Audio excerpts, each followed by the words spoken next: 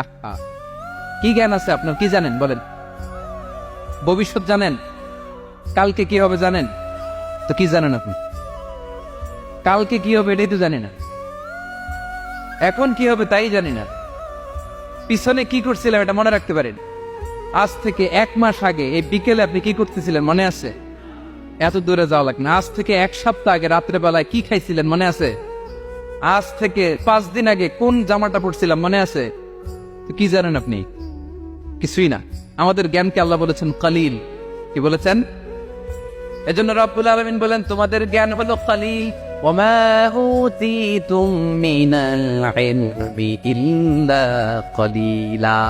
একেবারে যত সামান্য জ্ঞান আমি আল্লাহ তোমাদেরকে দিয়েছি, আসল জ্ঞান ভান্ডার একমাত্র আমি আল্লাহর কাছে।